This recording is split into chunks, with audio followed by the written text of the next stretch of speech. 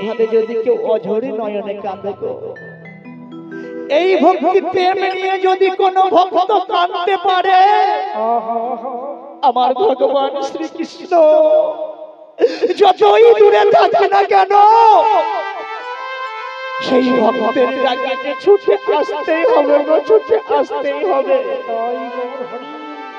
এইভাবে অঝরে নয়নে কাঁদছে আমার পরাশরী।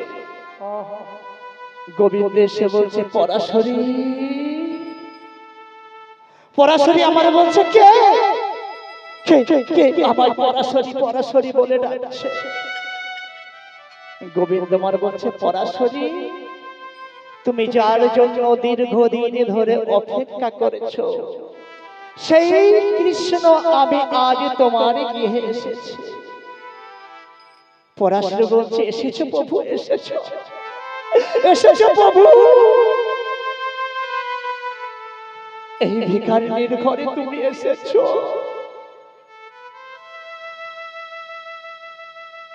আজ পরাশরী নিজের নয়নে কে বলছে ওরে নয়ন, ওরে নয়ন, একটিবার তুই ভালো করে নয়ন মিলেছে দেখ, যার জন্য তুই সারাটা জীবন বসে ধরে অপেক্ষা করেছি সেই কৃষ্ণ স্বয়ং ভগবান আজ আমাদের গৃহে এসেছে। ওরে নয়ন। পরাশরী বলছে ওগো দয়াময়, তোমায় আমি কি সেবা দেব, তোমায় আমি কোথায় বসতে দেব বলতে পারো? কেননা পরাশরী তো দিনহীন কাঙাল গো, তাই প্রাণ গোবিন্দকে আমার বসতে দিয়েছে। এবার পরাশরী মনে মনে ভাবছে আমি কি দিয়ে সেবা দেব। পরাশরী আমার ঘরের অন্দর মহলে গিয়ে দেখছে কেবল মাত্র একটি কলা পড়ে আছে। পরাশরী সেই কলাটি নিয়ে এসে কলার শ্বাসটুকু ফেলে দিয়ে কলার খোসাটাকে স্বয়ং ভগবানের কৃষ্ণের সম্মুখে দাঁড়িয়ে বলছে ওগো প্রভু, এই জনম দুঃখিনী, এই জনম দুঃখিনী ভিখারিণীর হাতে তুমি সেবা করো দয়াময়, সেবা করো।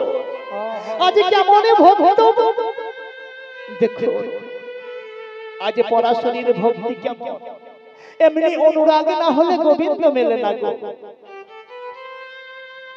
আর এদিকে কি হয়েছে, বিদুর স্নান করতে গিয়েছে। বিদুর কিন্তু দিনহীন কাঙাল। ওরে বাবা, একটি মাত্র বসন, সে জলের মধ্যে যখন স্নান করে সেই বসনকে নেংড়ে শুকায়, সেই বসন আবার পরিধান করে ঘরে ফিরে আসে। বিদুর আমার স্নান করতে করতে সেই বসন কেবল হাতে করে নেংড়াচ্ছে গো। আর এমন সময় কে যেন বলল বিদুর, বিদুর তোমার ঘরে আজ স্বয়ং কৃষ্ণ ভগবান এসেছে, যার জন্য সারা জীবনটা অপেক্ষা করেছে, সে আমার কবে ঘরে আসবে, আমি তাকে সেবা দেব। তাই কেউ যদি তাকে বলে তোমার সেই ভগবান তোমার গৃহে এসেছে, সেই ভক্ত কি ঠিক থাকতে পারে গো? সেই বিদুরের হাতের বস্ত্র হাতেই রয়ে গেল, আজ উন্মাদ পাগলের মতো ছুটতে ছুটতে চলে গেল। বিদুর আজ গৃহে এসে দেখছে আজ পরাশরী অন্যভাবে সেবা দিচ্ছে, ভুল সেবা দিচ্ছে। বিদুর বলছে ওগো পরাশরী, তুমি কি আজ পাগল হয়ে গিয়েছো? পরাশরী, তুমি নিজে কত বড় ভুল করেছো, আজ কত বড় ভুল করতে চলেছো, তুমি কি বুঝতে পারোনি? পরাশরী যেই না এই কথা বলেছে, আর পরাশরী আমার যেই স্বামীর অঙ্গ দিকে বাবা নয়ন দিয়েছে, দেখছেন সারা অঙ্গে বিবস্ত্র হয়ে আছে, উলঙ্গ হয়ে আছে। পরাশরী কেঁদে কেঁদে বলছে ওগো স্বামী, আমি হয়তো আজ ভগবান শ্রীকৃষ্ণকে সেবা দেবে বলে হয়তো পাগল হয়েছি গো স্বামী, কিন্তু তুমি কেউ আজ পাগল হয়ে গিয়েছো স্বামী।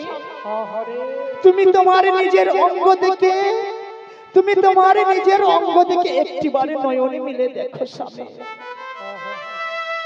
তাই পরাশরের কথা শুনে যেই বিদুর নিজের অঙ্গ দিকে তাকিয়ে দেখছে যে তার অঙ্গে কোনো বস্ত্র নেই, তাই সঙ্গে সঙ্গে সে বস্ত্র বিদুর পরিধান করল। তাই গোবিন্দ বলছে, জানো বিদুর, ভক্ত যদি আমায় ভুল সেবা দেয় আমি কিন্তু সেই সেবা গ্রহণ করি। যদি তার সেবার মধ্যে ভক্তি, প্রেম, অনুরাগ থাকে, জানো তোমাদের মতো এমন নয়ন জলে কেউ ডাকে না। তাই কি বলছে, ও তোমার মতো নয়ন জলে